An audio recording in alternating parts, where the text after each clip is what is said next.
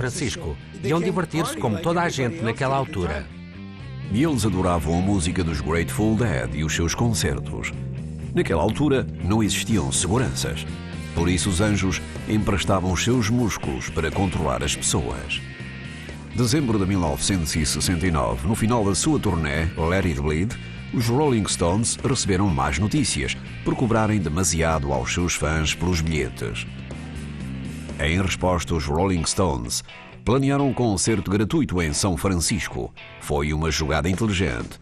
Woodstock tinha sido um enorme sucesso há apenas 4 meses. Sem muito tempo para planear o concerto, os preparativos estavam, no entanto, em curso.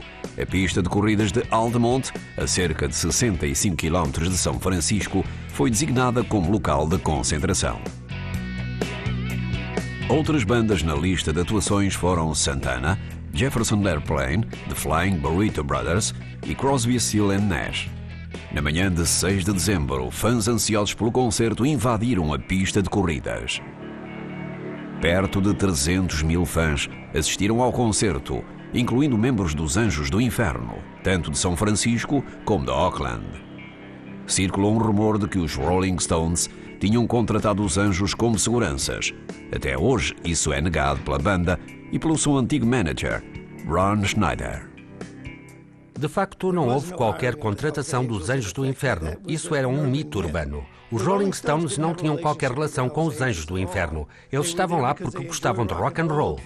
Com a pressa de planear o concerto, os organizadores construíram um palco extremamente baixo, a que qualquer fã conseguia aceder. Multidões de jovens precipitaram-se para a frente sem que qualquer segurança os detivesse. A determinada altura, alguém correu para o palco e atirou-se para cima da bateria. Nesse momento, houve quem perguntasse se alguém podia ir ao palco ajudar.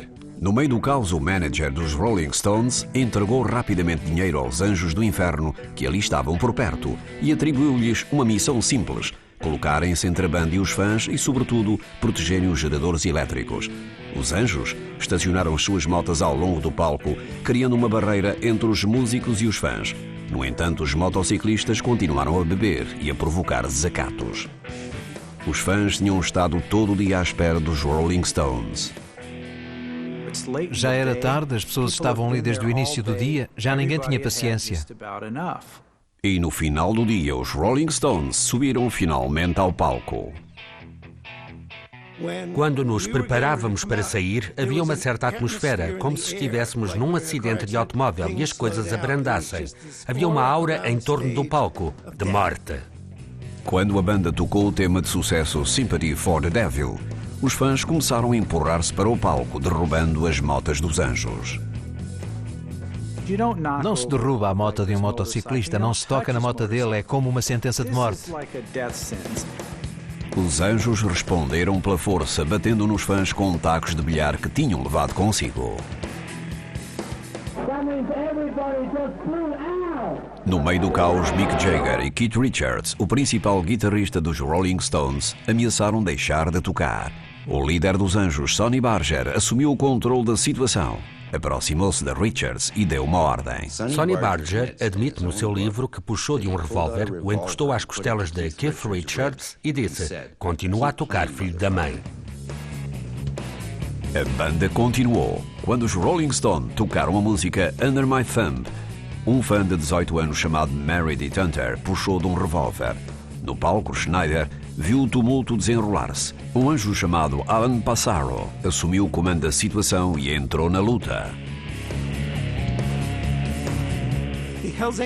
O Anjo do Inferno viu a arma e calmamente colocou a mão no punho da pistola para a apontar para baixo. Puxou de uma faca que tinha nas calças, presa na fivela do cinto, e apunhalou o rapaz.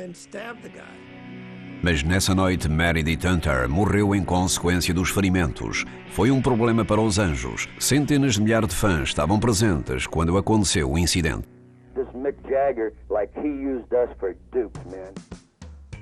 No dia seguinte, Sonny Barger consumiu cocaína e telefonou para uma estação de rádio local. Atacou o cantor dos Rolling Stones, Mick Jagger.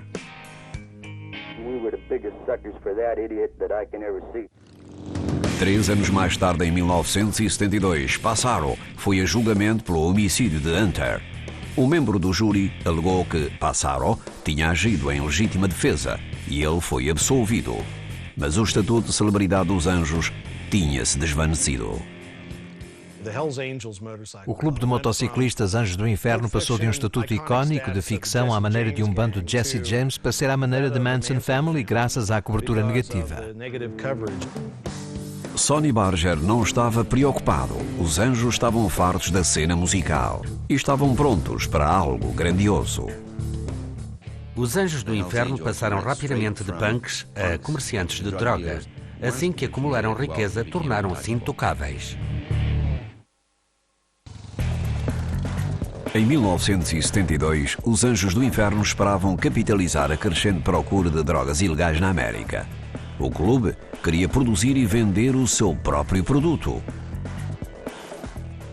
Trouxeram um químico de primeira qualidade que ensinava as pessoas a fazer droga. Fizeram-no profissionalmente desde o início. Aprenderam a fazer as melhores drogas. Em pouco tempo, os Anjos passaram a controlar 75% do mercado de metanfetaminas da Califórnia. Na rua, os clientes preferiam o produto dos Anjos. Eles vendiam produtos puros e cobravam preços razoáveis. Tal como qualquer outra empresa na América, sabiam que se as pessoas confiassem no seu produto, lhes dariam o seu dinheiro. Os Anjos do Inferno têm uma rede multinacional enorme. À medida que os Anjos se foram estabelecendo no mercado mundial das drogas, os agentes federais viraram as suas atenções para um dos seus líderes, Sonny Barger. 21 de maio de 1972. Agentes do FBI encontraram 3 homens assassinados como se tivessem sido executados em San Leandro, Califórnia. Dias mais tarde, os agentes apanharam um suspeito. Ele chocou os agentes ao identificarem Sonny Barger como sendo o homicida. Nessa noite, 39 agentes da autoridade cercaram a residência de Barger. Lá dentro, a polícia encontrou um espaço escuro e secreto construído num armário. Continha armas, heroína e fotografias dos homens que tinham sido mortos dias antes. A polícia deteve Sonny Barger por homicídio. Dezembro de 1972, Alameda County, Califórnia. Os advogados de Barger explicaram a um juiz o motivo pelo qual ele tinha fotografias dos homens mortos em sua casa. Barger tinha andado a falsificar documentos de identidade para eles. Os delegados do Ministério Público não tinham provas físicas que ligassem Barger ao crime, por isso foram forçados a retirar as queixas por homicídio. No entanto, os agentes federais tinham encontrado armas automáticas e heroína na casa de Barger. Utilizando essas provas, puderam instaurar um processo por tráfico de droga ao líder dos Anjos de Oakland e finalmente prender o Anjo do Inferno mais importante de todos os tempos. Em 1973, Sonny Barger estava detido na prisão de Folsom, 5 anos depois da famosa visita de Johnny Cash. Naquela altura, era uma das poucas prisões de alta segurança da Califórnia. Foram tempos de solidão para o motociclista de 35 anos.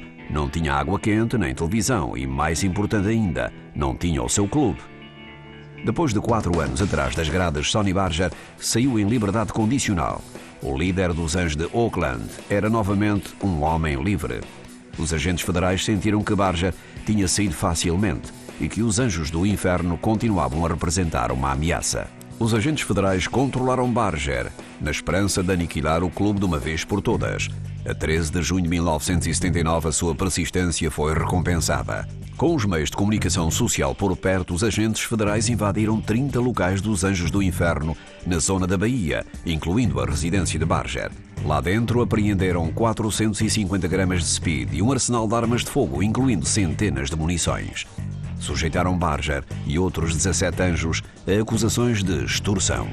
Outubro de 1979, os Anjos foram presentes a tribunal com uma acusação de 31 páginas, delineando uma conspiração para tráfico de drogas ilegais. Os delegados do Ministério Público propuseram um acordo aos Anjos, 5 anos de prisão para evitar o risco de apanharem mais tempo se fossem condenados em julgamento. No entanto, o clube não se mostrou interessado. Em vez disso, juntaram-se e empenharam-se para interpor recurso, afirmando a sua inocência. Iriam assim a tribunal como uma unidade, um clube. Ninguém aceitou o negócio de recurso. Todos os dias, durante o julgamento, 18 réus, antes de entrarem na sala de audiências, passavam por um detetor de metais. Os delegados do Ministério Público alegaram que os Anjos constituíam um monopólio criminoso. Mas Barger tinha concebido os Anjos para que cada divisão funcionasse de forma independente.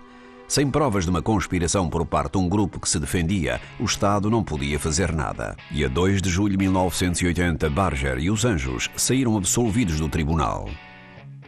A autoridade nunca pode encontrar provas de uma conspiração. É virtualmente impossível utilizar os estatutos de crime organizado contra os Anjos do Inferno de forma bem-sucedida. De volta às ruas, os Anjos tentaram recuperar novamente a sua imagem. Estabeleceram-se como membros de uma organização de caridade. Atualmente, os motociclistas são dos maiores angariadores de fundos da América. Estão sempre muito interessados em fazer o bem pelas crianças e em estar envolvidos em obras de caridade. Em 84, o Anjo do Inferno de George Christie transportou a chama olímpica em Point Mugu, em Ventura County, Califórnia. Christie angariou mais de $3.000 para as Olimpíadas Especiais.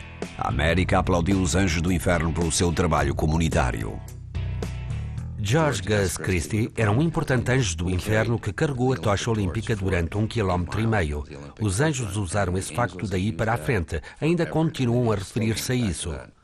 Nas 2 décadas seguintes, os Anjos compareceram frequentemente em feiras municipais e desfiles. Todavia, os Anjos iriam perder em breve a sua imagem de bondade. Durante mais de 20 anos, um bando latino rival, os Mongols, tinham dominado as pistas de corrida no Golden State. O antigo sargento da polícia, Chuck Scoville, seguia os Anjos de perto e viu que o conflito entre os dois bandos era inevitável. Tinham acontecido muitas coisas no sul da Califórnia. Havia ressentimentos entre eles. Os Mongols não gostavam dos Anjos e os Anjos não gostavam dos Mongols. Cada um dos bandos tinha casacos com uma insígnia de 3 peças.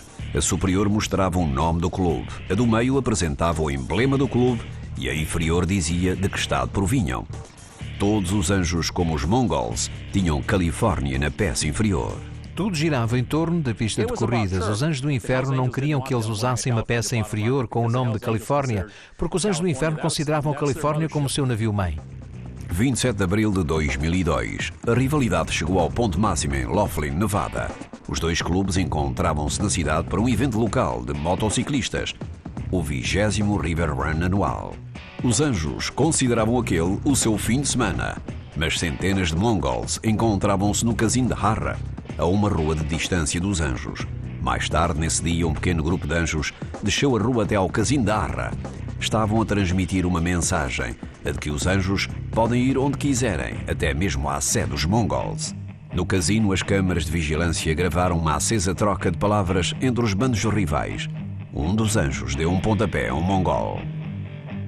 Muita gente do público pensa que aquele foi um encontro casual. Há 2 ou 3 anos que tinham problemas relativamente a diversos assuntos. Depois das 2 da manhã, estourou uma verdadeira batalha entre Mongols e Anjos. As câmaras captaram todo o combate mortal no chão do casino. Penso que os Anjos do Inferno sabiam disso, mas não estavam preocupados com as câmaras naquele dia, só estavam preocupados com o respeito pelo seu clube. Mais de 100 motociclistas entraram na luta. Dezenas de Anjos puxaram de facas, enquanto outros abriram fogo no casino. As pessoas que se encontravam no local aterrorizadas esconderam-se debaixo das mesas e assistiram ao desenrolar do caos. A violência durou cerca de 3 minutos e fez dezenas de feridos e 3 mortos, 2 Anjos e um Mongol. Quando, minutos mais tarde, a polícia chegou ao local, apreendeu 14 armas de fogo e mais de 100 facas. Confiscaram pistolas e facas, mas havia armas como chaves, de tubos, tacos, paus, coisas que as pessoas trazem consigo e não são ilegais. Depois de anos a perseguir os Anjos do Inferno pelas autoestradas da América, a polícia tinha agora as provas nas mãos. Em breve, viriam lançar uma série de ataques em todo o país, numa tentativa de acabar com os Anjos do Inferno.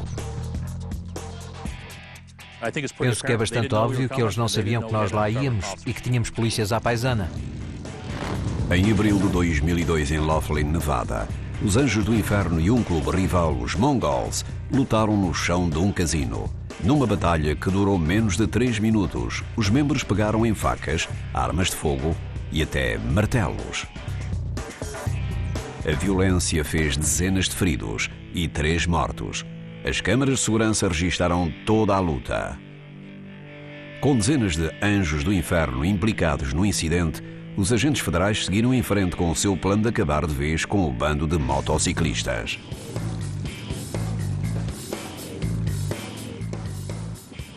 Acho que os anjos não sabiam que íamos voltar. Foi tudo bem planeado e bem executado, e a ideia era executar os mandatos de busca em simultâneo em todo o país.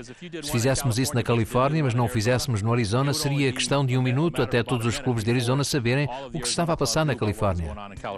Durante 2 anos, polícias à paisana do Departamento de Álcool, Tabaco e Armas de Fogo, ou ATF, infiltrou-se em casas do clube Anjos do Inferno. Colocámos pessoas nos clubes. É uma proposta longa, dispendiosa e perigosa. É algo que temos de fazer porque se não tentássemos infiltrar-nos nos clubes de motociclistas fora da lei, nunca passaríamos da porta da entrada das casas do clube. A missão dos agentes da ATF era descobrir quaisquer provas de atividade criminosa.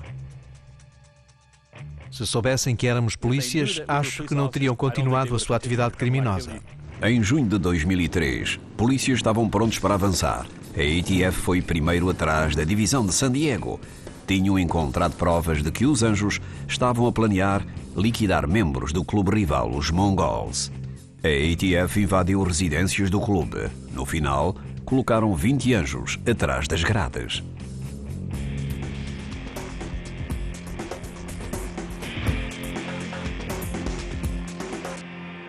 Um mês mais tarde, a polícia invadiu locais dos anjos em cidades de todo o Arizona.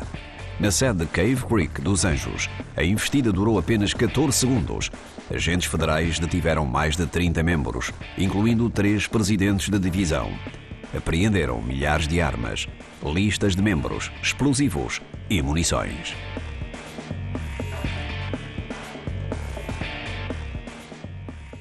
Encontraram droga, encontraram armas ilegais, praticamente tudo o que se podia encontrar ali foi encontrado durante os mandatos de busca. 6 meses mais tarde, agentes federais voltaram a atingir os anjos. Desta vez, aglomeraram-se em torno do bando numa série de investidas de manhã cedo. A autoridade irrompeu pelas casas do clube e pelas suas residências, num esforço coordenado em 5 estados, incluindo o Alasca. Num dia, as autoridades prenderam 57 anjos. No entanto, os delegados do Ministério Público não podiam apresentar acusações de extorsão.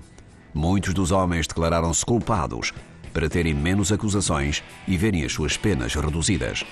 Adicionando insultos e danos, o júri considerou apenas 6 dos 42 anjos presos em 2002 na luta do casino como culpados de acusações menores. No tribunal, o júri assistiu à violência brutal captada em vídeo, mas os advogados dos anjos conseguiram argumentar que o bando tinha agido em legítima defesa e o último esforço das autoridades para deter os anjos do inferno tinha falhado.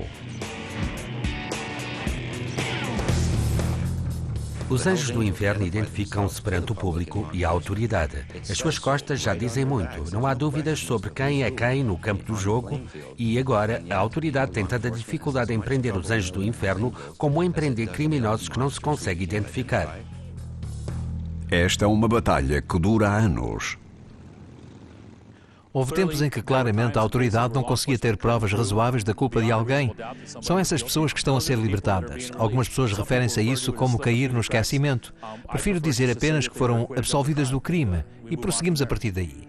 E apesar de tudo isto, os anjos acabaram por ser absolvidos. Os anjos do inferno são um modelo sobre o qual todos os bandos de motociclistas fora da lei se baseiam. Foram eles os primeiros. Foram quem saiu melhor e são imitados por toda a gente. Os anjos continuam a negar qualquer ligação a atividades ilegais. Dizem que são perseguidos injustamente pela polícia. Acredito que hajam pessoas que aderiram aos anjos do inferno a pensarem que se trata da irmandade e de motas, mas também sei que muitos anjos do inferno aderem devido ao elemento criminoso que está envolvido. Em março de 2008, os anjos celebraram um marco, o seu 60º aniversário. À medida que os anjos do inferno foram ganhando dinheiro, foram ganhando poder. Dinheiro é poder. Enquanto os anjos do inferno são uma organização de caridade, os membros da autoridade dizem que eles têm outros motivos. A maioria dos Toy Run tem de pagar para andar com os anjos do inferno. Não se trata de dar brinquedos às crianças, trata-se de fazer dinheiro para o clube. Organização de caridade ou não, uma coisa é certa: os anjos do inferno serão sempre os primeiros maus da autoestrada. Haverá sempre uma relação entre a autoridade e os anjos do inferno. As coisas não vão mudar. Desde que hajam motas, tenho a certeza que haverá sempre anjos do inferno. Porém, continuam a evoluir como clube. Os anjos do inferno mantêm-se assim fiéis ao que os juntou inicialmente. Utilizam as suas próprias regras e não obedecem a ninguém.